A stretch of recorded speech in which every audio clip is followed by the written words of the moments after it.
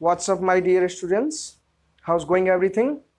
I am Rajesh Sharma, and for in this video lecture, this is the part 4 for the arithmetic progression, which is the chapter 5 of the class 10th mathematics NCERT.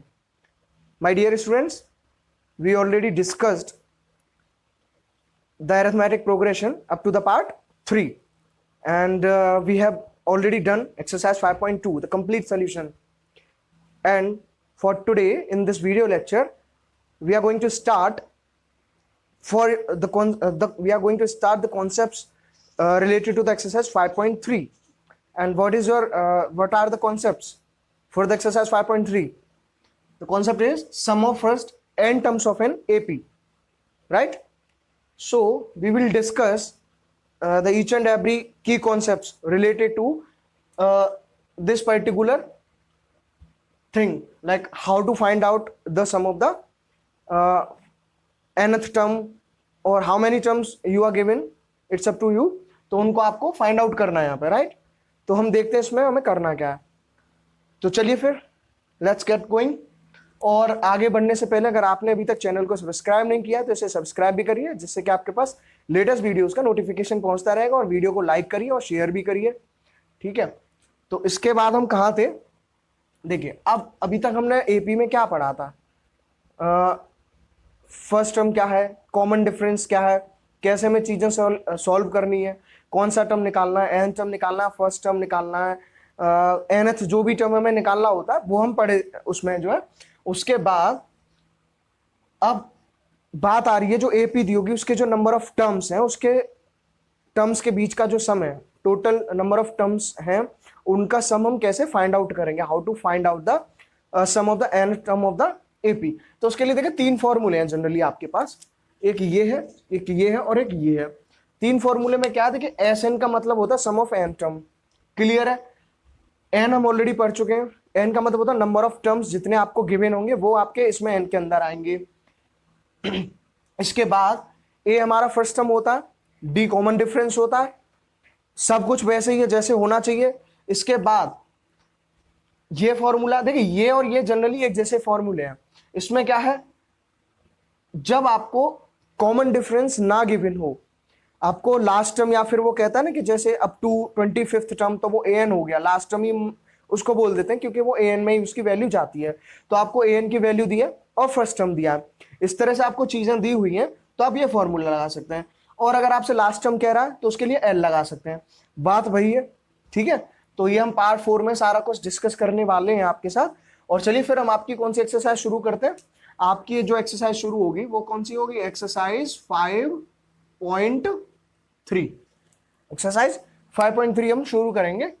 और चलिए फिर time ना waste करते हुए शुरू करते हैं फटाफट. तो देखिए, सबसे बेसिक क्वेश्चन से हम इसमें कवर अप करना शुरू करते हैं. और देखिए, सारा कुछ जो है एनसीईआरटी से आपके पास बुक्स होंगी. आप आराम से, मैं यहाँ पे क्वेश्चन लिख रहा हूँ या फिर जो आपके वर्ड प्रॉब्लम होंगे उन्हें मैं एक्सप्लेन करूंगा, सेंटेंस उनका नरेट करूंगा यहाँ पे. तो आप उन्हें अपने बुक की हेल्प से समझ सकते हैं जो भी आपके पास क्वेश्चन हैं. चलिए फिर देखिए, फर्स्ट क्वेश्चन में वो क्या रहा? Find the sum of the following APs. आपको सम निकालना है और आपको एपी जो है गिवन है. क्लियर है? तो एपी गिवन है. तो देखिए, जैसे पहला है 2, 7, 12. कहां तक है ये? To 10 terms. अब देखिए, इस तरह वो कह रहा है. अब हमें ये देखना है कि इसमें हमें गिवन क्या क्या है. सबसे पहली बात तो देखिए, गिवन की बात करेंगे तो यहाँ पे ए फर्स्ट टर्म हमारा 2 है. क्लियर है? डी निकालेंगे, नेक्स्ट टर्म में से प्रीवियस टर्म माइनस करते हैं, 7 - 2 करेंगे तो 5 आएगा. कॉमन डिफरेंस 5 आ गया. 12 में से भी 7 करेंगे तो 5 ही आ रहा है. ऑलरेडी एपी है ही है. इसके बाद ये कह रहा है कहां तक? To 10 terms. 10 टर्म्स का मतलब है ये नंबर ऑफ टर्म्स आपको गिवन है. तो जो एन की वैल्यू गिवन है ना, वो 10 गिवन है आपको. इसके बाद अब इसका हमें सम निकालना है. इस एपी के 10 टर्म तक जो है हमारी सम कितना हमारा आ जाएगा. तो देखिए, बहुत सिंपल है. इसके बाद जो हमारा फॉर्मूला है S n is equal to n upon two A plus N minus one into d, ये फॉर्मूला है, ये हम इसमें पुट करेंगे तो एन की वैल्यू 10 हो गई, टू ऑलरेडी है और ए की वैल्यू 2 हो गई, प्लस एन की वैल्यू 10 हो गई और इसके बाद डी की वैल्यू 5 हो गई। क्लियर है यहां तक? तो ये हो गया आपका 2 5 जा 10, 2 2 जा 4 प्लस ये 9 और 9 5 जा 45,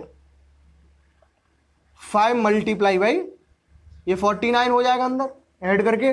तो इसका जो सम आया, एन का मतलब यहाँ पे सम ऑफ 10 टर्म्स, कितने टर्म्स? 10 टर्म हम निकालेंगे, 5 9 जा 45, 5 4 जा 20 और 24, सम ऑफ 10 टर्म्स जो आए हमारे वो 245 आए। बेसिक है, आराम से हम यहाँ पे समझ रहे हैं क्योंकि इस कॉन्सेप्ट की शुरुआत है यहाँ पे, और होपफुली ये क्वेश्चन आपको क्लियर हो गया होगा। सिर्फ गिवन आपको देखना क्या क्या गिवन है, उसी के साथ में गिवन के साथ में आपको क्या निकालना है, गिवन के साथ में आपको ये देखना है इसमें कौन सा रिक्वायर्ड इसका फॉर्मूला होगा जिसकी हेल्प से हम इसे करेंगे, वो फॉर्मूले में वैल्यूज को पुट करिए, आपका आंसर आपके पास आ जाएगा। क्लियर? चलिए इसके एक दो क्वेश्चन हम और देखते हैं। तो बेसिक जो क्वेश्चन है तो उससे आपको क्या सारे एग्जाम्पल्स मतलब कवर अप हो जाएंगे कि सबसे बेसिक मतलब होता कैसे इसका। तो देखिए सेकंड क्वेश्चन ये है, या फिर एक फोर्थ क्वेश्चन लेते हैं, सारे एक जैसे हैं, एनसीईआरटी से ही है। जैसे एपी है 1/15, 1/12, 1/10, कहां तक है ये? 2 11 टर्म्स। तो सबसे पहले ये इस तरह से आपको एपी गिवन है और इस एपी में आपको इस एपी के जो 11 टर्म होंगे 11 टर्म तक इसकी सम हमको फाइंड आउट करना है कि उन टर्म्स का सम कितना आपका हो जाएगा। क्लियर है यहां तक? तो चलिए, तो फर्स्ट टर्म की अगर हम बात करते हैं तो फर्स्ट टर्म आपका 1/15 हो गया। अब डी की बात करें तो नेक्स्ट टर्म में से प्रीवियस टर्म माइनस करते हैं, तो 1/12 में से हम 1/15 माइनस करेंगे तो आंसर कितना आएगा? इसका कितना हो जाएगा? 60 इसका एलसीएम हो जाएगा, और 12 5 जा कितना होता है? 60 होता है, तो 12 5 जा 60 और 15 4 जा 60 होता है, तो यहाँ पे 4। तो यहां से देखिए जो डी आपका निकल के आया वो कितना आया? वो 1/60 आया, और एन की वैल्यू आपको 11 दी है। क्लियर है यहां तक? अब इसके बाद फॉर्मूला हम लगाएंगे तो देखिए यही लग जाएगा, क्योंकि हमारे पास जो है ना n/2 ब्रैकेट में 2a plus n minus 1 into D आपके पास है। तो इसके साथ में आपको क्या करना है? फर्स्ट टर्म हमारा है, कॉमन डिफरेंस भी है और n की वैल्यू भी है, तो इससे हम यहाँ पे फाइंड आउट कर सकते हैं। तो देखिए ये क्या हो जाएगा? n की वैल्यू है 11/2 और 2 इंटू 1/15 प्लस n माइनस 1, तो 11 माइनस 1 और d आपका 1/60 हो गया। ठीक है, तो इसके बाद अब इसे हम सिंप्लीफाई करेंगे 11 टर्म तक, तो ये 2/15 प्लस देखिए यहाँ पे 10 रह गया और 10/60 हो गया, तो वो 1/6 बचा आपके पास। ठीक है, क्लियर है? और देखिए और आसान है, अगर मैं इसे 10/60 ही लिख देता हूं तो देखिए यहाँ पे अभी और क्या करेंगे हम, यहाँ सीधे सीधे एलसीएम 60 ले लो, 15 4 जा 60 एंड 4 2 जा 8 प्लस 10, तो इसके बाद 11/2 और ये कितना हो जाएगा? 18/60। ठीक है, तो और ये क्या हो गया? 2 9 जा 18 और 11 ये 99/60। अब इसे आप और सिंप्लीफाई कर सकते हैं, सिंप्लीफाई का मतलब 3 से भी कैंसिल हो जाएगा, 33 जा 99 और 23 या 60। तो इस तरह से आपका सम ऑफ 11 टर्म्स आ जाएगा इस गिवन एपी का। तो क्लियर है? फ्रैक्शन का क्वेश्चन था इसीलिए थोड़ा, लेकिन सारे स्टेप्स हमारे जैसे हमें करने थे हमने किए। ठीक है, तो अब आपको जो इसका जो बेसिक फॉर्मूला है S n is equal to n/2 plus 2a sorry within bracket multiply 2a plus n minus 1 into d, आपका ये क्लियर हो गया होगा कि इसमें आपको वैल्यूज कैसे पुट करनी है। ठीक है, तो हम सीधे सीधे इसके कुछ आगे जो एडवांस क्वेश्चंस हैं उनको हम देखेंगे। अब सेकंड में अगर हम बात करते हैं तो सेकंड क्वेश्चन में जैसे पहला क्वेश्चन है, अब ये थोड़ा डिफरेंट टाइप का है। वो कैसे है देखिए, एपी दी है 7 + 10 होल 1/2 +14 प्लस 84। अब इनमें हमको सम निकालना। अब देखिए इसमें एक थोड़ा सा चेंज उन्होंने किया है कि आपको एपी दी है, पहला टर्म एपी पूरी दी है, और ये जो लास्ट टर्म दिया है ये एन दिया है। अब सम हमें निकालेंगे तो उसके लिए एन निकालना जरूरी है, क्योंकि एन के बिना हम जो 3 फॉर्मूला भी हमने डिस्कस किए उनमें कोई भी किसी में भी बिना एन की वैल्यू के हम सम फाइंड आउट नहीं कर सकते हैं। तो एन की वैल्यू सबसे पहले निकालनी पड़ेगी सम का फॉर्मूला लगाने से पहले। तो देखिए अगर मैं यहाँ पे बात करूं, ए फर्स्ट टर्म हमारा है, डी हम यहाँ पे निकाल सकते हैं, और हमारा ये जो है लास्ट टर्म भी है, ए एन की वैल्यू हम इसे फाइंड मानेंगे। तो इससे हम एन कैसे निकालेंगे, जो प्रीवियस पार्ट्स में है जो हमने फॉर्मूला पढ़ा था, A N is equal to A plus N minus 1 into D, उस फॉर्मूले से हम सबसे पहले एन की वैल्यू निकालेंगे, और फिर एन की वैल्यू निकालने के बाद हम क्या निकालेंगे, इसका सम ऑफ जितने भी टर्म्स इसमें आ रहे होंगे अप टू या 84 तक, उनका सम हम यहाँ पे फाइंड आउट करेंगे। तो देखिए ए की यहाँ पे बात करें तो वो 7 हो गया सबसे पहली बात, और डी की बात करें तो देखिए ये 10 टू 20 और 21/2, मतलब next term minus previous term हम करते हैं तो 20 माइनस 14/2। तो यहां से जो आपका डी आया वो कितना आया, कितने बचते हैं आपके पास, 7/2। 7/2 आपके पास यहाँ पे बच जाएंगे।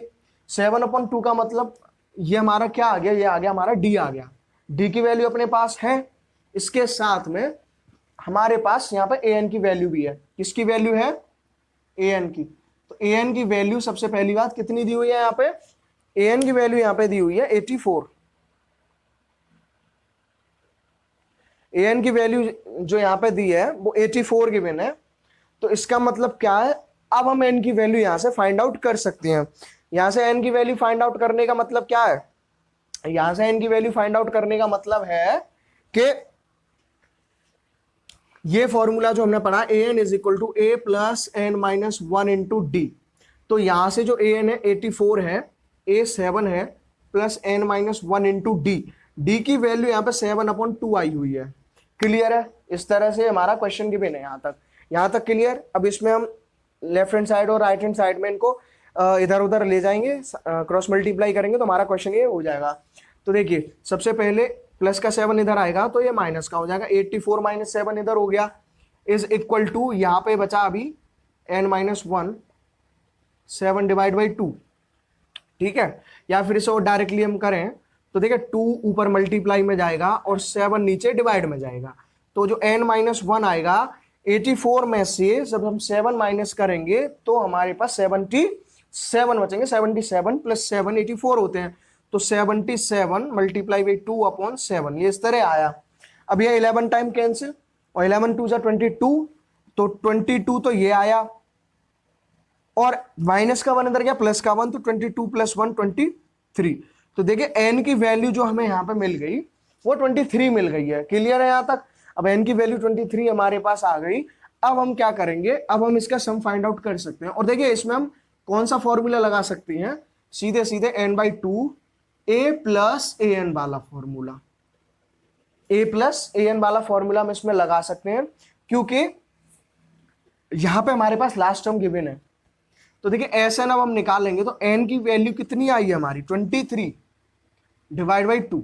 अब a हमारा 7 है और an की बात करें तो वो 84 है, तो यहां से 23 डिवाइड बाई 2, 7 प्लस 4 मतलब 84 प्लस 7 कितने हो गए, 91 हो गए। तो यहां तक क्लियर है। तो इससे जो आपका सम आएगा वो किस में आएगा, डेसिमल में आएगा। या फिर और अगर हम इसमें दूसरा फॉर्मूला लगाते हैं, देखिए मैं एक बार इस क्वेश्चन को रिपीट कर देता हूं। देखिए ए की वैल्यू यहाँ पर 7 है, डी की बात करी थी हमने, डी हम कैसे निकालेंगे, 10 टू 20, और एक यहाँ पे 21/2 माइनस 7 हमने करना था, तो 21 माइनस 14/2 हो गया, और इसके साथ में 7/2 हमारा डी आ गया, और ए एन हो गया था हमारा 84। उसके बाद ए एन जो formula a N is equal to A plus N minus 1 into d, जो फॉर्मूला हमारा, उससे यहाँ पे 84 लिख दिया, ए की value 7, n minus 1 as it is. अब 84 में से 7 हमने माइनस किए, क्लियर। तो ये बचे 77, मतलब ये बचा 77 मल्टीप्लाई 2/7, 11 2 22, तो n की वैल्यू हमारी 23 आ गई।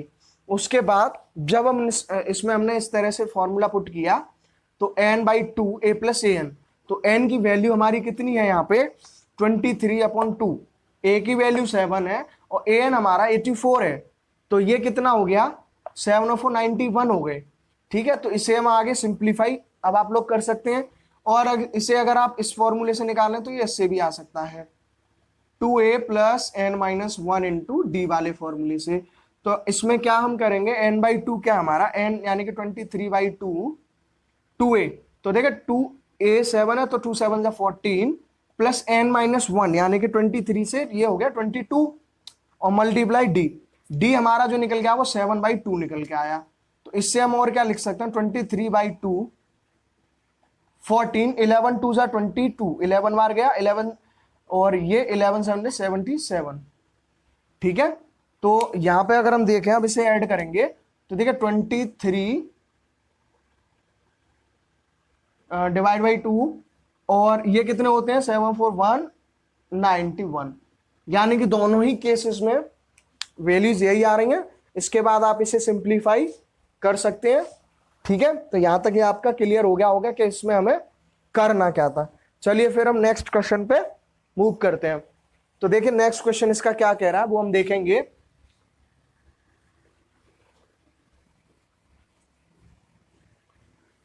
नेक्स्ट क्वेश्चन कह रहा है कि अब देखिए इन्हें आप निकाल सकते हैं, मैं सीधे थर्ड पे चल रहा हूं, मूव कर रहा हूं। बेसिक क्वेश्चन है, फॉर्मूला बेस्ड है।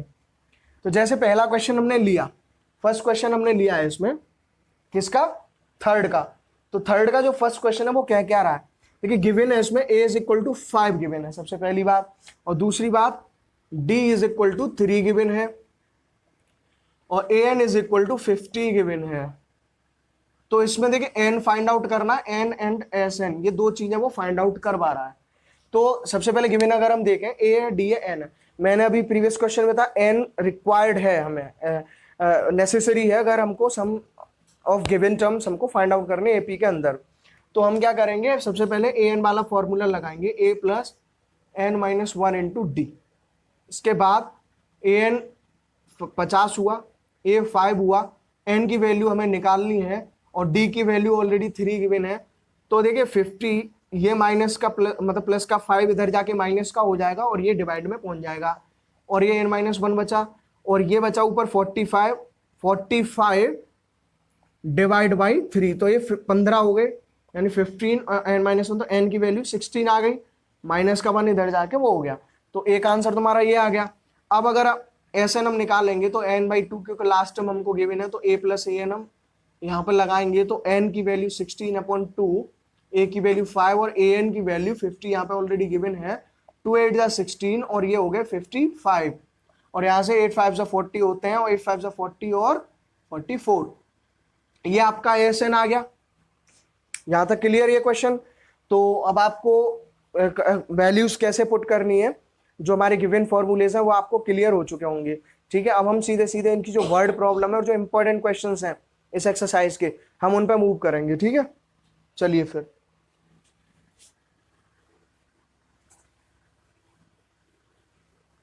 तो वो क्वेश्चन क्या है देखिए, फोर्थ क्वेश्चन है, वो कह रहा है how many terms of AP. एक आपको एपी गिवन है इसमें, वो एपी है, मैं पहले पूरा क्वेश्चन पढ़ देता हूं जो एनसीईआरटी का फोर्थ क्वेश्चन है एक्सरसाइज 5.3 का। वो क्वेश्चन कह रहा है how many terms of the AP 9 17 25 must be taken to give a sum of 636, यानी कि हम इस एपी के कितने टर्म्स तक हम इसका सम निकालें तो जिससे हमारा आंसर या फिर जो हमारा सम है वो कितना आ जाए 636 हमारा सम आ जाए। तो समझ गए आप क्वेश्चन? ठीक है, बहुत आसान है। तो देखिए एपी आपको दिए 9 17 25 और इससे हमारा सम क्या निकल के आ जाना चाहिए 636। तो how many terms, how many terms का मतलब हमको क्या फाइंड आउट करना है, n फाइंड आउट करना है। बहुत आसान, a की वैल्यू n, d 17 माइनस 9 8 हो गए, और एस एन आपको ऑलरेडी गिवन है। तो सबसे पहले आप कौन सा फॉर्मूला इसमें लगाएंगे, डायरेक्ट वही वाला लगा देंगे, S n is equal to n by two A plus N minus one into d होता है। तो एस एन की वैल्यू 636 आपको गिवन है और एन हमको निकालना है। तो इसके बाद यहाँ पे रहा आपका 2a, तो 2 9 18 प्लस एन माइनस वन और डी की वैल्यू यहाँ पे 8 हो गई। 8 होने के साथ इसे हम क्या बोल सकते हैं कि इधर हम इसका मल्टीप्लाई कर देंगे, तो ये हो जाएगा 2 6 12, 2 3 6 और 1 7, 2 6 12 और अंदर अगर हम देखें तो ये हो जाएगा 18 प्लस यहाँ पे n बचा और ये हो गया 18 प्लस 8n माइनस 8, इस तरह से आया। और ये अभी कितना हुआ, ये कितना हो गया, ये हो जाएगा आपका n, यहाँ पे देखिए 18 में से 8 गए तो यहाँ पे 10 प्लस 8n, ये इस तरह से हमारा बचा हुआ है यहाँ पे।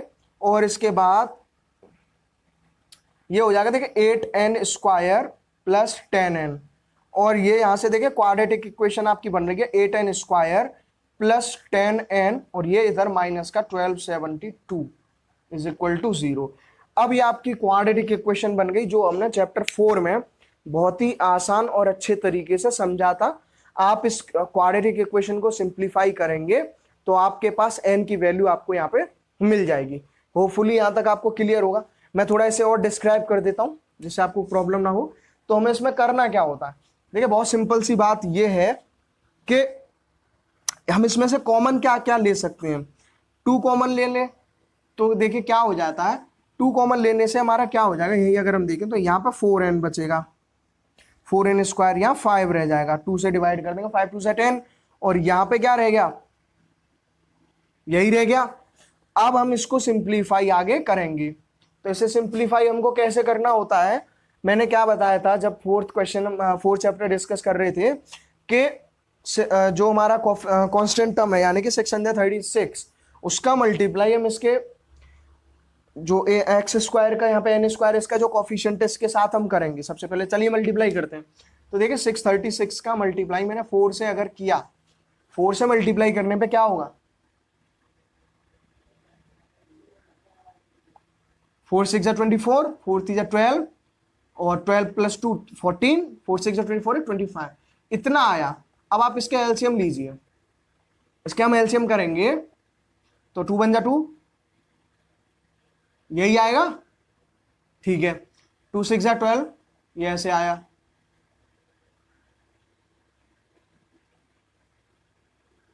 अब दोबारा चले जाएगा, ठीक है। अब बताइए यहां जा सकता है ये 53 में कोई जाएगा नहीं जाएगा क्योंकि ये एक प्राइम नंबर है। तो मैंने यहाँ पे सीधे सीधे इसको 53 से किया। तो अब हम देखेंगे कि हमारा यहाँ कितना बच जाना चाहिए, एड सब्ट्रैक्ट करके 5n, और ये भी हमारी जो पॉसिबल कंडीशन है वो पूरी हो जाए। तो 3 2 6 2 12 2 24 2 48, तो 53 और 48 हमारे दो निकल के आए। और हमें अच्छे से पता है कि 53 में से जब हमारे 48 माइनस होते हैं तो 5 ही हमारे पास बचते हैं। तो सीधे सीधे हम क्या लिखेंगे, 53 माइनस 48 कर देंगे। यानी कि हमने अब इसके जो फैक्टर करे तो वो क्या आ जाएंगे, वो आ जाएंगे देखिए 4n स्क्वायर प्लस का, तो प्लस का 53n माइनस 48n और यहाँ पे माइनस का 636 यहाँ पे रहा आपका। इसके बाद हमें आगे क्या करना है, देखिए आगे करने का मतलब है यहां से आपको क्या क्या कॉमन ले सकते हैं। देखिए 4 कॉमन हम ले नहीं सकते, यहाँ पे आएगा ही नहीं, तो हमने n कॉमन लिया तो यहाँ पे रह गया 4n प्लस 53। और यहां अगर हम देखें तो यहां हम कितना कॉमन ले सकते हैं बताइए। यहां पे ऐसे में कॉमन लेना कि यहाँ पे यही बचे सिर्फ। अगर मैं यहाँ पे 12 कॉमन लेता हूं तो ये बचेगा 4n और यहाँ पे प्लस का कितने से करेंगे हम इसमें, 12 5 60 और ये 53 टाइम्स।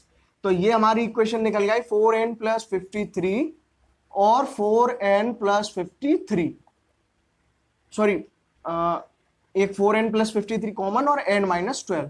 तो यहां से अगर हम देखें तो देखिए यहां से n की वैल्यू माइनस का 53/4 होगी और यहां से जो n की वैल्यू होगी वो 12 होगी। और नंबर ऑफ टर्म्स पहली बात कभी फ्रैक्शन में नहीं आते और दूसरी बात ये माइनस का भी टर्म है। तो नंबर ऑफ टर्म्स हमारे यहाँ पे कितने हो गए, n की वैल्यू 12 हो गई। यहां तक आपको क्लियर हो गया होगा, ठीक है। तो इसका जो रिक्वायर्ड है नंबर ऑफ टर्म्स, वो आंसर कितना हो गया इसमें, n इज इक्वल टू 12। यही आपका क्या है, एक रिक्वायर्ड आंसर है इसका। तो यहां तक आप इसे समझ सकते हैं और आपको क्लियर भी हो गया होगा यहां तक, ठीक है। चलिए फिर इसके नेक्स्ट पार्ट पे मूव करते हैं और इसका नेक्स्ट क्वेश्चन हम देखते हैं, ठीक है।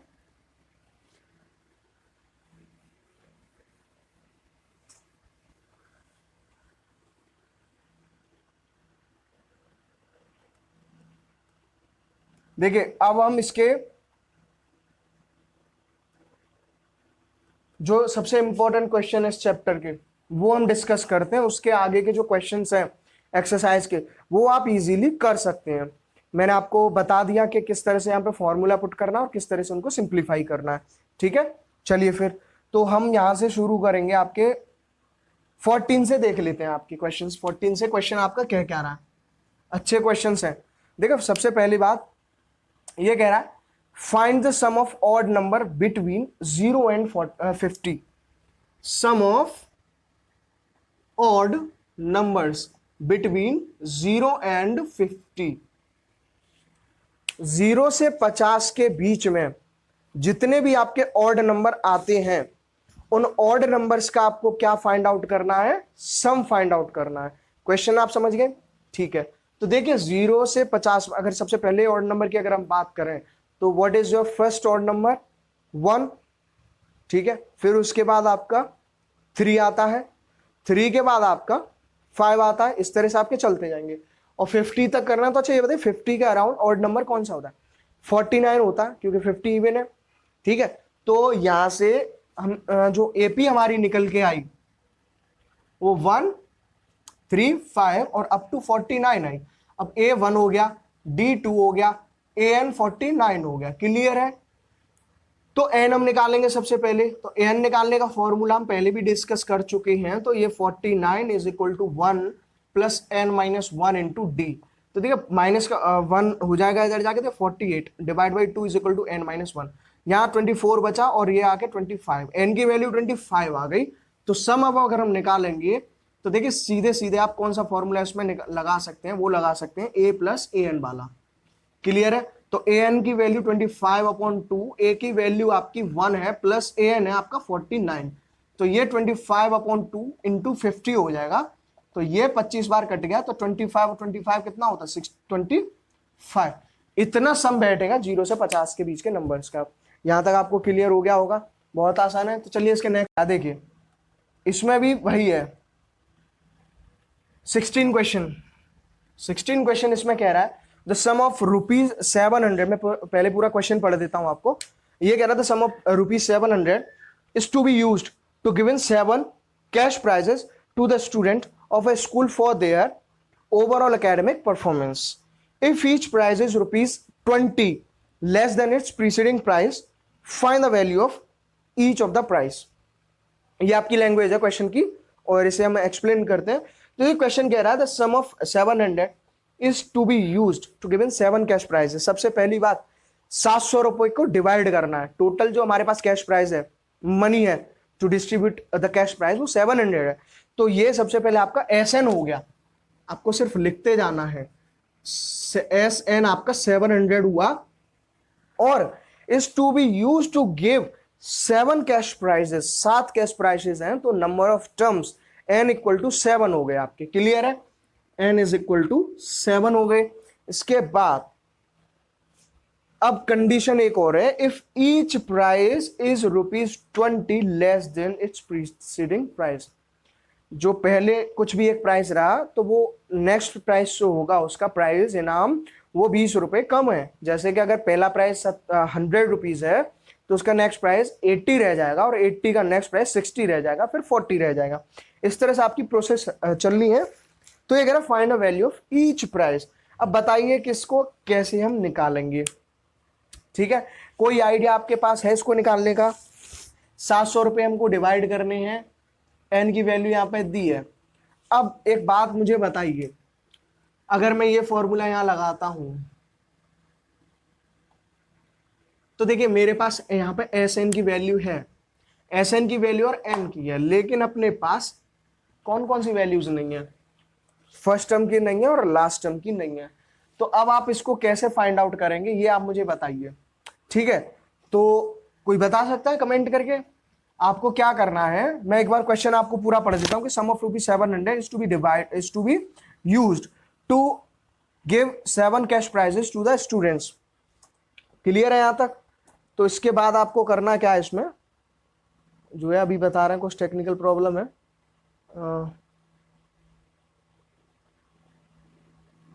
क्वेश्चन थोड़ा गायब हो गया, अभी मैं सर्च कर रहा हूं और देखता हूं कहां पे।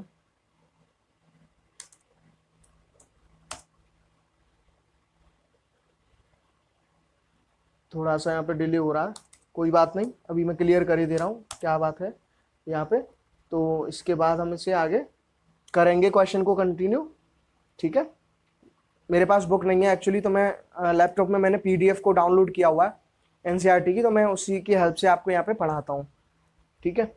चलिए, तो जैसे क्वेश्चन क्या था आपका कि 700 रुपए हैं टोटल और 7 लोगों में डिवाइड करना, और पहले को जितना मिलना उससे दूसरे को उसमें 20 रुपए कम मिलेंगे। इस तरह से ये यहाँ पे कह रहा है बात को। अब यहाँ पे अगर हम बात करते हैं तो ये जो एपी कैसे बनेगी, देखिए मान लीजिए let cost for first prize की अगर हम बात करेंगे तो वो कितना हो जाएगा, वो एक्स हो जाएगा। तो जो सेकंड प्राइज हो जाएगा वो x माइनस 20 हो जाएगा, और थर्ड प्राइज वो कितना हो जाएगा, x माइनस 40। इस तरह से हमारा चलता रहेगा। तो यहां पे हम क्या करेंगे, डिफरेंस जो आया हमारा d कम होते जा रहा है, बढ़ रहा नहीं है, तो यहां से जो d की वैल्यू निकल के आई हमारी वो कितनी होगी, माइनस के 20 हो गई। अब देखिए, अब हम क्या कर सकते हैं, अगर मैं ये हमारे पास फॉर्मूला होता है 2a plus N minus 1 into d. Clear है यहां तक? अब यहां पे एस एन की वैल्यू आपके पास है, एन की वैल्यू है, डी की वैल्यू है, तो आप यहाँ पे वैल्यूज ऑफ ईच प्राइस यहाँ पे आसानी से पता कर सकते हैं। तो एन की वैल्यू 700 पुट करी सम ऑफ एन टर्म्स के लिए, और एन यहाँ पे 7/2 है और 2a, तो फर्स्ट प्राइस को x मान लिया है हमने, p भी मान लो, a मान लो, कुछ भी मान लो। तो n यहाँ पे 7 माइनस 1 इंटू डी, डी यहाँ पे माइनस का 20 है। इस तरह से यहां से हमारी एक इक्वेशन बन जाएगी। और ये क्या कह रहा है, देखिए 700 के साथ 2 तो ऊपर मल्टीप्लाई में पहुंचा और 7 पहुंचा नीचे, तो ये बचा 2x। अब इसमें इसके माइनस का 140, ठीक है, और प्लस का 20, ये इस तरह से बचा यहाँ पे। ये 100 बचा, यहाँ पे रह गया 200। 200 रहने के साथ साथ माइनस 140 प्लस 20 जो होंगे, ये आपके माइनस 120 बचेंगे, माइनस का 120 इधर आए तो वो आपके प्लस के हो गए, तो ये हो गया प्लस का इधर आके 120 इज इक्वल टू 2x। और यहां से 2x की जो वैल्यू हुई, सबसे पहली बात वो कितनी हो गई, वो हो गई 320, 320, और यहां से 320 डिवाइड बाई 2, तो x की वैल्यू 160 आई। पहला प्राइस 160 रुपए, तो फर्स्ट अगर 160 है तो दूसरा मतलब एपी जो बन गई 160, 20 आप कम करते जाइए, 140, 120, 100, 80, 60, 1 2 3 4 5 6 और 40, ये आपकी एपी बन गई। 7 टर्म्स आ गए। तो इस तरह से आपके 7 प्राइजेस को यहाँ पे डिवाइड कर दिया गया। होपफुली ये क्लियर हो गया होगा, ठीक है। फिर इसके नेक्स्ट क्वेश्चन पे मूव करते हैं और देखते हैं वो क्या क्या रहा है, और आज ही इस चैप्टर को कंप्लीट करेंगे। फिर आपके नेक्स्ट जो भी चैप्टर होगा कंसर्निंग चैप्टर, उसके लिए हम यहाँ पे दोबारा से नया वीडियो लेक्चर अपलोड करेंगे। जब तक के लिए इसे देखिए और चैनल भी सब्सक्राइब करिए, शेयर भी कीजिए। देखिए 17 क्वेश्चन है आपका। 17 क्वेश्चन की अगर हम बात करें तो देखिए 17 क्वेश्चन कह क्या रहा है, वो कह रहा है कि स्कूल है, ठीक है। वो कह रहा है कि in school students thought of planting trees in and around the school to reduce the air pollution. It was decided that the number of trees that each section of each tree class will plant will be same as the class in which they are studying. For example, a section of class 1 will plant 1 tree, class 2 will plant 2 trees, and class 3 will plant 3 trees, और इसी तरह class 12th कितने tree plant करेगी, 12 tree plant करेगी। There are 3 sections of each class, how many trees will be planted by the student. देखिए condition ये कह रही है, एक स्कूल में एक प्लांटेशन प्रोग्राम चल रहा है, ट्री प्लांटेशन प्रोग्राम, उसमें आपको ट्री लगाने हैं, और ट्री की कंडीशन ये है कि जो आपकी क्लास की वैल्यू, मतलब जितने क्लास में आप पढ़ रहे हो उतने पेड़ आप लगाएंगे। 1 में तो 1 पेड़, 5th क्लास में तो 5 पेड़ हो गए, 12th में कोई तो 12 पेड़ हो गए। अब यहाँ पे ये भी है, एक क्लास के 3 सेक्शन है, तो वो कितना हो गया, जैसे आप फर्स्ट क्लास के 3 सेक्शन है, तो फर्स्ट क्लास से कितने ट्री प्लांट करे जाएंगे, 3। सिमिलरली 12th के 3 सेक्शन, तो एक 12th का सेक्शन 12 पेड़ प्लांट करेगा, तो 3 कितने कर देंगे, 36। तो यहां से आपकी एपी बन जाएगी, और नंबर ऑफ टोटल प्लांट्स आप यहाँ पे निकाल सकते हैं बहुत ही आसान से तरीके से। तो निकालना क्या है, बहुत आसान है। तो देखिए एपी बन गई 3, अब 2 है तो 2 का 2 और 2 2 3 जा आपके 6 हो गए। इस तरह से आपकी एपी बनती गई, और 12 वाली जो है वो 36 प्लांट कर देंगे। ए की वैल्यू 3 हुई, डी की वैल्यू 3 हुई, ठीक है। और सिमिलरली इसके साथ ए एन की वैल्यू 36 हुई। तो एन हम सबसे पहले अगर निकालेंगे तो ए एन वाले फॉर्मूले से हमारा एन निकलेगा। तो ए एन है आपका 36 is equal to 3 plus N minus 1 into D. तो 36 minus 3 divide by 3 is equal to n minus 1। तो यहाँ 3 बचे 11 और ये 12, एन की वैल्यू 12 आ गई। अब ये आ गई यहाँ पे एन की वैल्यू। तो सम ऑफ टर्म्स जो होंगे हमारे वही आपके टोटल नंबर ऑफ प्लांट होंगे। तो आप n/2 a plus last term यानी कि जो 36 है वो फॉर्मूला पुट करेंगे, तो 12/2 और a की वैल्यू 3 प्लस लास्ट टर्म 36 है, तो ये आपका 6 हुआ, और ये हुआ तब तक 39, और इसके बाद ये कितना हो गया 234। इतने प्लांट जो है उस स्कूल से ट्री प्लांटेशन प्रोग्राम में प्लांट करे गए हैं। बहुत ही आसान क्वेश्चन था, होपफुली यहां तक आपको समझ में आ गया होगा, ठीक है। फिर इसके बाद जो हमारा नेक्स्ट क्वेश्चन आएगा वो क्वेश्चन कौन सा आएगा आपका 18 क्वेश्चन। बहुत अच्छा क्वेश्चन है, इंपॉर्टेंट है by the examination point of view. तो देखिए आपका जो 18 क्वेश्चन है वो क्या क्या रहा है वो हम देखते हैं। तो what does your 18 question is, वो कह रहा है, मैं पढ़ देता हूं पहले पूरा क्वेश्चन। लैंग्वेज कह रही है spiral is made up of successive semicircles with center alternatively A and V, starting with center A of the radius 0.5, फिर आती है 1.0 centimeter, then 1.5 centimeter, then 2 centimeter, means there is a difference of 0.5 centimeter, and if there is a difference of 0.5 centimeter, this will be your common difference, means the value of D is 0.5 centimeter. As shown in the figure, what is the total length of such a spiral made up of the 13 consecutive semicircles? मैं सबसे पहले figure यहाँ पे बनाता हूं, तभी आपको ये क्वेश्चन क्लियर होगा। तो मैंने यहाँ पे फिगर बनाया, तो देखिए फिगर कह रहा है कि एक स्पाइरल ये गया और फिर ये दोबारा से यहां तक आया, फिर ये इस तरह से तुम्हारा स्पाइरल चलता जाएगा। अब इसमें ये सेंटर था यहाँ पे, ये वैल्यू ए, ये वैल्यू बी, इसके साथ L1, ये लेंथ L1, ये लेंथ L2, और ये लेंथ L3, और ये लेंथ सिमिलरली L4। अब सबसे पहली बात, जो रेडियस इसमें दी हुई है वो एक कंडीशन दी है इस तरह 0.5 है, फिर 1.0 है, फिर 1.5 है, और 13 कॉन्जिक्यूटिव सेमी सर्कल्स है, 13 सेमी सर्कल्स है इस क्वेश्चन के अंदर। अब आपको लेंथ इसमें पूछी है, इस स्पाइरल की लेंथ कितनी हो जाएगी। क्लियर है? मैं इस क्वेश्चन को एक बार आपको रिपीट कर देता हूं। ये क्वेश्चन कह रहा है कि इस तरह से आपका एक स्पाइरल दिया हुआ है। अब स्पाइरल में क्या है, इसके चक्कर लग रहे हैं इस तरह से। तो इस स्पाइरल में क्या है कि सेमी सर्कल ये बना रहा है। तो पहला सेमी मतलब ए सेंटर था, यहां से हमने शुरू किया। अब यहां से पहला सेमी सर्कल ये हुआ, तो इसकी कुछ लेंथ रही, उसने इस लेंथ का नाम दे दिया L1। अब ये यहां से घूम के यहां आया, ये इतना एक सेमी सर्कल बना, तो इस लेंथ इसकी जो length they the second spiral की, मतलब इसकी सेकंड पार्ट की सेमी सर्कल की, वो L2 दे दी। यहां से गया तो L3 हो गई, फिर यहाँ पे L4 हो गई, सिमिलरली ये बढ़ती जाएगी। तो ये पूछ रहा है कि ऐसे इसके 13 चक्कर लग जाए, 13 कॉन्सिक्यूटिव रिवॉल्यूशंस इसकी यहाँ पे हो जाए, तो इस कंप्लीट स्पाइरल की लेंथ कितनी होगी? तो लेंथ का सीधा मतलब है आपको सम ऑफ एन टर्म्स, यानी कि सम ऑफ 13 टर्म्स यहां पे निकालना है। अब लेंथ की बात हो रही है तो सिंपल सी बात है, ये इस तरह दी हुई है, यानी कि ये रेडियस है, ये जो है ना ये R1 हो गई, ये R2 हो जाएगी और ये R3 हो जाएगी, इस तरह से हमारी रेडियस हो जाएंगी। तो हमें ये पता है कि एक सेमी सर्कल की जो लेंथ होती है वो कैसे निकलती है, वो सरकमफ्रेंस के फॉर्मूले से निकलती है।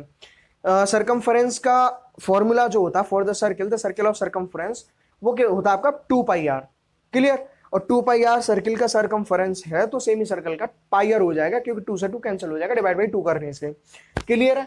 तो सबसे पहली बात, सरकमफ्रेंस ऑफ सेमी सर्कल की अगर हम बात करते हैं तो ये आपका पाई होता है। अब मैं फर्स्ट सर्किल की लेंथ की बात करता हूं, यही देखिए सरकमफ्रेंस हमारी लेंथ कहलाती है सर्किल के केस में, सर्किल है सेमी सर्कल के केस में सरकमफ्रेंस को ही हम लेंथ बोलते हैं। और इसी को पेरीमीटर भी बोल सकते हैं हम, पेरीमीटर भी होती है लेंथ ऑफ सर्कल या सेमी सर्कल। क्लियर है?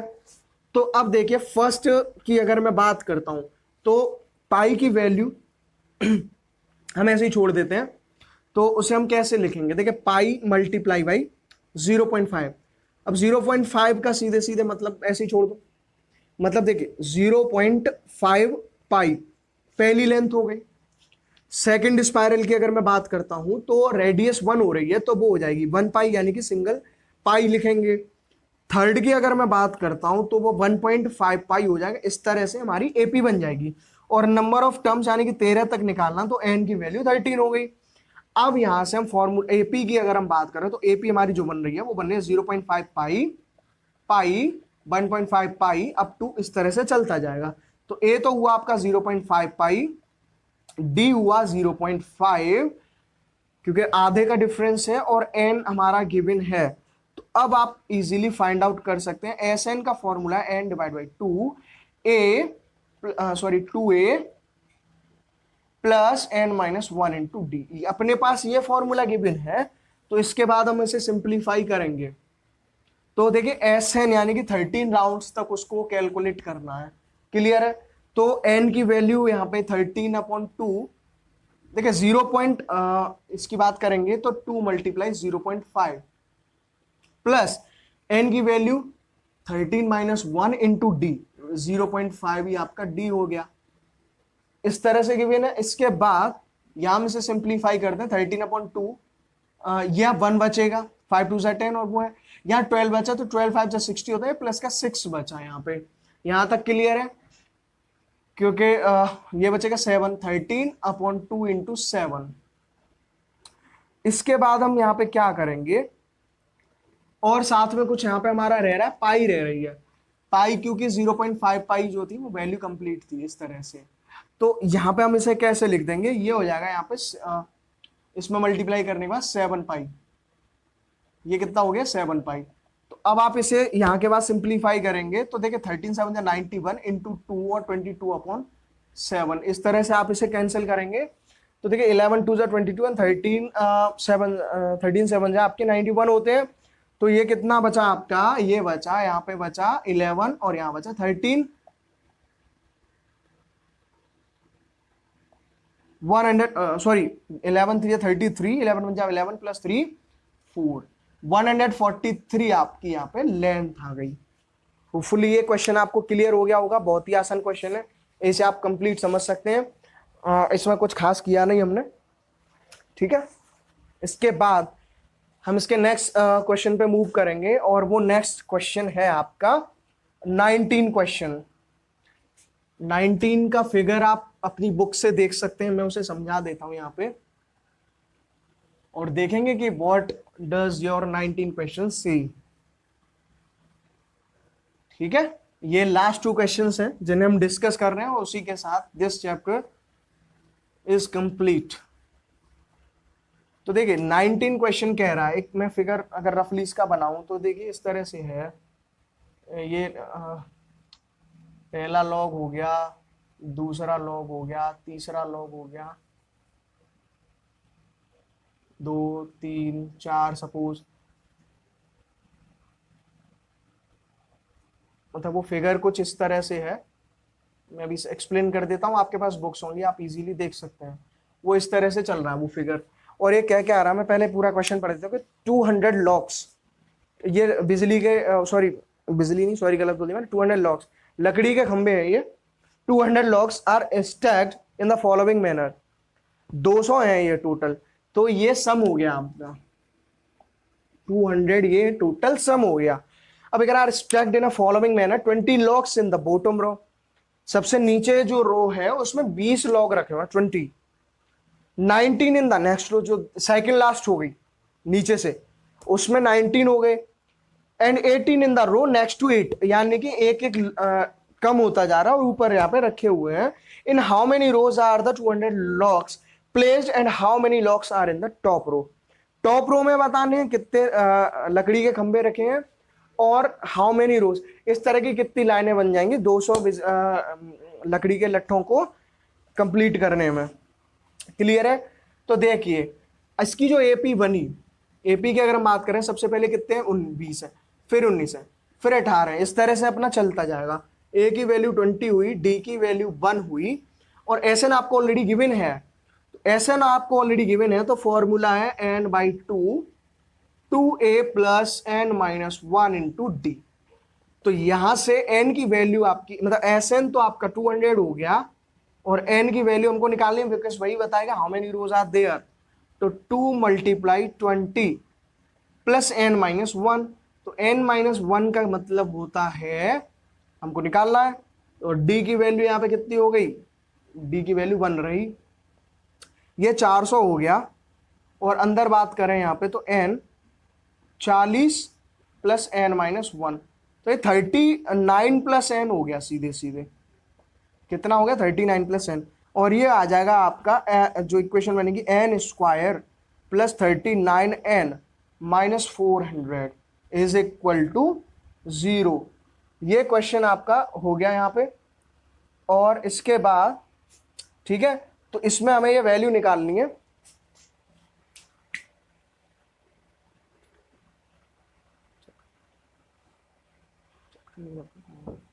ठीक है, तो n² प्लस 39n माइनस 400, ठीक है, तो ये हमारी इक्वेशन बनी। अब इसमें आगे वो स्विच ऑन कर दे लैपटॉप का। तो 19 यहां पे हुआ, तो इसके बाद हम इसे सिंप्लीफाई अगर यहां पे करेंगे, तो सिंप्लीफाई हम करेंगे तो ऐसे कैसे करेंगे, इसमें आपकी क्वाड्रेटिक इक्वेशन यहां पे बन रही है। तो क्वाड्रेटिक इक्वेशन हमारी क्या बन के आई है यहाँ पे, n² प्लस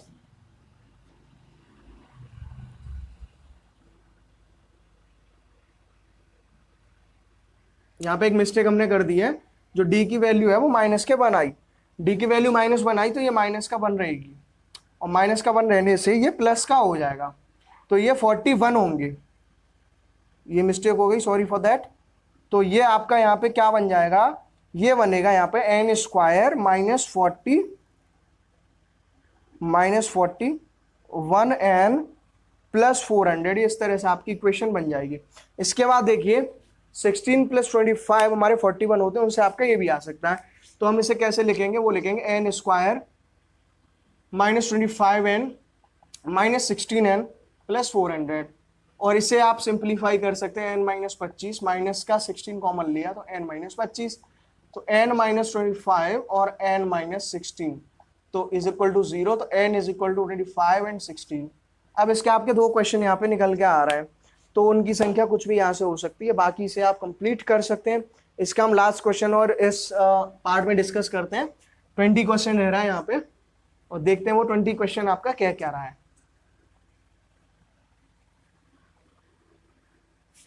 ठीक है, तो देखिए 20 क्वेश्चन यहाँ पे क्या कह रहा है कि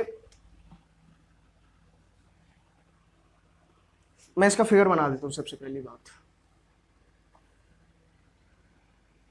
ये यहाँ पे एक बकेट रखी हुई है, बाल्टी, सपोज ये आपका पेड़ है कुछ यहाँ पे, और सबसे पहली जो डिस्टेंस है इस पॉइंट तक वो 5 मीटर की है, और फिर जो डिस्टेंस है वो 3-3 मीटर की है इनके बीच में, 3 मीटर्स। और इस तरह से वो चलते जा रहा है। कितने पॉइंट्स होंगे ये, 1 2 3 4 5 6 7 8 9 10, जितने भी हों। देखिए इस तरह का फिगर आपका बना हुआ 20 क्वेश्चन में। अब समझाते हैं क्वेश्चन क्या कह रहा है, इसकी लैंग्वेज हम पढ़ते हैं। तो लैंग्वेज कह रही है कि इन अ पोटैटो रेस, एक पोटैटो रेस हो रही है, a bucket is placed at the starting point which is 5 metre from the first potato and other potatoes are placed 3 metre apart in the straight line, there are 10 potatoes in the line. उसके बाद a competitor starts from the bucket, picks up the nearest potato, runs back with it, drop it in the bucket, run back to pick up the next potato, run to the bucket to drop it again. She continues in the same way until all the potatoes are in the bucket. What is the total distance the competitor has to run? ठीक है, question ये कह रहा है एक potato race हो रही है, यहां बकेट रखी है स्टार्ट पॉइंट, यहां पे एक ट्री है। तो पहले पॉइंट से जो बकेट की जो डिस्टेंस है वो 5 मीटर की है, उसके बाद में 3-3 मीटर के गैप पे आपके पोटैटोज रखे हुए हैं। तो प्रॉब्लम ये है, एक लड़की है वो इस रेस में पार्ट ले रही है, तो उसको क्या करना है, शुरू करेगी वो तो पहला पोटैटो उठाएगी, फिर उसे पीछे बकेट में डाल के आएगी, फिर आगे जाएगी, नेक्स्ट पोटैटो उठाएगी, फिर वापस आएगी, उसे बकेट में डालेगी। ये प्रोसेस कंटिन्यू होगी अप टू द 10 पोटैटोज। तो यहाँ नंबर ऑफ पोटैटोज जो आपके हुए, मतलब नंबर ऑफ वो एन की वैल्यू यहाँ पे आपकी 10 हुई सबसे पहली बार। और देखिए जो एपी अगर हम बनाएंगे, फर्स्ट टर्म अगर मैं बात करता हूँ, यहाँ पे फर्स्ट टर्म की अगर मैं बात करता हूँ, तो फर्स्ट टर्म की बात करने का मतलब है पहले 5 हुए, ठीक है, फिर उसके बाद 8 हुए। 8 कैसे हो जाएंगे, 5 और 3 8, और 8 और 3 11, इस तरह से आपकी एपी यहाँ पे बन गई। तो ऐसे हम निकालेंगे तो n/2 और 2a plus n-1 into D हम करेंगे, तो ऐसे यहाँ पे 10 डिवाइड बाई 2 और 2a का मतलब 2 मल्टीप्लाई बाई 5 प्लस 10-1 इंटू सबसे पहली बात 3। तो देखिए ये तो हो गया 5, ये 10, ये हो गया माइनस के 27, तो ये हो गया 37। 5 मल्टीप्लाई 37 हमने किया तो ये हो जाएगा आपका 185। अब ये इतना आया हमारे पास, ठीक है। अब देखिए यहां एक और समस्या है, ये हमने सिर्फ सिंगल डिस्टेंस ली 5-3, लेकिन क्वेश्चन ये भी कह रहा है वो वहां तक जाती है उससे वापस आती है, तो इसी डिस्टेंस को आप डबल कर दीजिए। तो जो टोटल डिस्टेंस कवर हुई, टोटल डिस्टेंस कवर जो हुई वो 2 मल्टीप्लाई 185 हुई। इतने मीटर की डिस्टेंस उसने कवर अप कर ली है। तो होपफुली ये क्वेश्चन आपको यहां तक क्लियर हो गया होगा, ठीक है, यहां तक आप इसे समझ लीजिए, देख लीजिए। तो इसी के साथ आपकी एपी कंप्लीट हो जाती है। हमने सबसे पहले पूरा बेसिक से पढ़ा था, पूरे की कॉन्सेप्ट यहाँ पे पढ़े थे कि क्या एपी होती है, फर्स्ट टर्म क्या है, कॉमन डिफरेंस कैसे निकालते हैं, उसके साथ में सारा कुछ पढ़ा था कि एन की वैल्यू कैसे निकालनी है, फर्स्ट टर्म की वैल्यू कैसे निकालनी है, कैसे एन की वैल्यू निकालनी है। और आज इस पार्ट 4 में भी हमने सम ऑफ एन टर्म्स के बारे में पढ़ा था, 3 फॉर्मूले हमने इसमें डिस्कस किए, और होपफुली आपको यहाँ तक ये पूरा का पूरा कवर हुआ होगा और अच्छे से समझ में आया होगा। अब इसके बाद आज हम इस पार्ट 4 को यहीं कंप्लीट करते हैं, चैप्टर आपका हो गया। आपसे मुलाकात होगी आपके नेक्स्ट चैप्टर के साथ, उनके नए कॉन्सेप्ट्स के साथ में। तब तक के लिए अच्छे से रहिए, खुश रहिए, और चैनल को सब्सक्राइब करिए जिससे लेटेस्ट वीडियोस का नोटिफिकेशन आपके पास पहुंचता रहे। ठीक है, फिर चलते हैं और मिलेंगे आपसे नेक्स्ट पार्ट में नेक्स्ट वीडियो लेक्चर्स के साथ। ठीक है, फिर धन्यवाद।